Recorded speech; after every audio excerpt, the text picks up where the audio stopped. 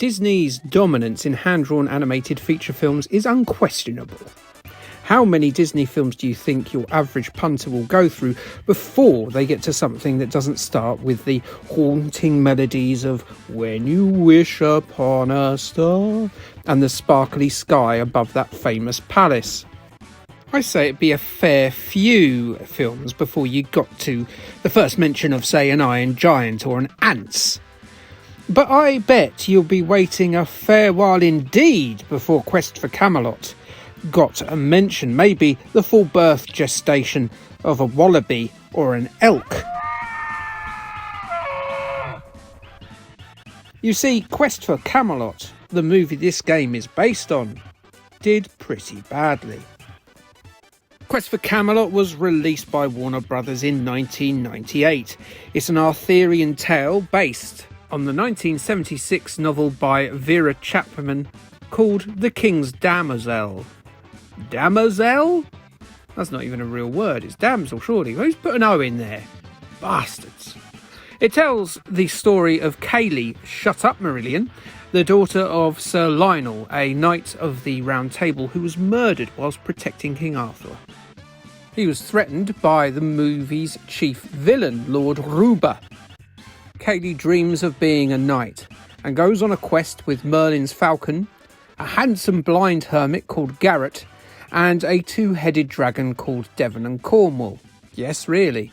To find the legendary sword Excalibur that was dropped by Arthur after a scuffle between he and that swine Ruba. Quest for Camelot had a hell of a voice cast. Jane Seymour, Pierce Brosnan, Carrie Ewells, Gary Oldman, Don Rickles, Gabrielle Byrne and Eric Idle lend their throats to this production. Not only that, but Journey's Steve Perry, Celine Dion, country singer Brian White, and oh, this is so late 90s, Andrea Corr perform the movie's songs. So, here you are at your shrine to the cause. My core shrine, you've got it by his name. Okay, right, yeah. Based on 29 reviews, Rotten Tomatoes has an approval rating of 45%, with a limp 38.1 million return from a $40 million budget, making it a big old flop like Merlin's wand afflicted by erectile dysfunction.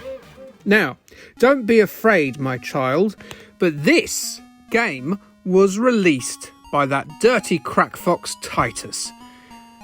But is Quest for Camelot languishing in the absolute mud that the likes of Superman 64 or Robocop and the Xbox lounge in? No, it's not that bad, but that doesn't mean it's great. Quest for Camelot is an action-adventure viewed from the same perspective as The Legend of Zelda, and it's very clear it is here where the title gets its influence. You're placed in the medieval boots of Kayleigh as she looks to fulfill her destiny and become a knight of the Round Table. And she's got some vengeance on her mind too, thanks to that skeleted turd that murdered her papa. She scurries about multiple environments, split into stages, doing tasks for various peasants and fellas about town in order to get new equipment to move to the next level. The structure of the game is very linear when it comes to its gameplay. Not only does the stage-based structure command you to find various animals or objects or kill enemies on the very small maps, but also they can only be completed in a set order too. So while it looks and plays a bit like a Gameboy Zelda, say, it doesn't really do it very well.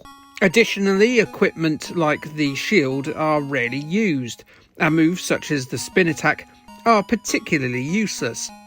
It doesn't help that certain angles make it harder to hit enemies than others, and the AI of the enemies is usually that of a broken Roomba.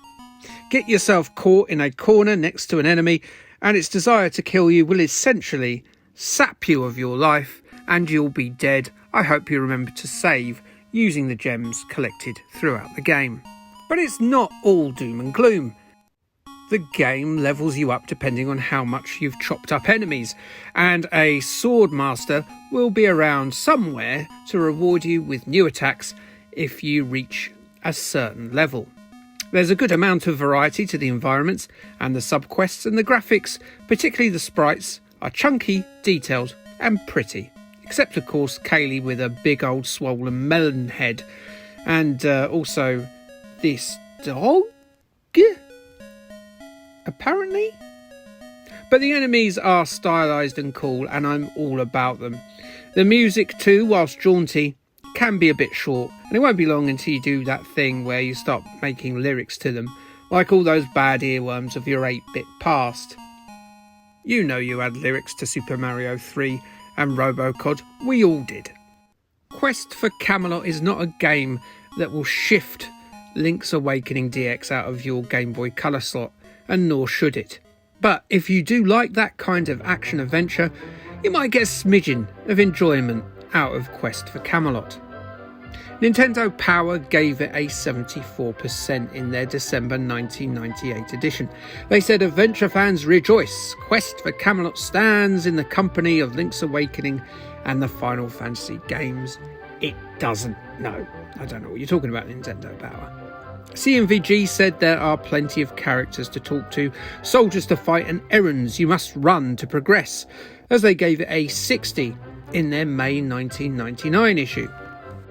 IGN weren't as impressed. They stated that unless you are interested in staring at a Game Boy screen without any intentions of having fun, it is highly advisable that Quest for Camelot be avoided and another game be purchased instead. It got a 40 from them when they reviewed the game in August of 1999. Quest for Camelot then. It's Arthur fun of Zelda, so cast aside any malingering doubts and play that instead, especially if you game a lot. I apologise for none of these puns, and yet I should. Like, subscribe, and thanks, bye.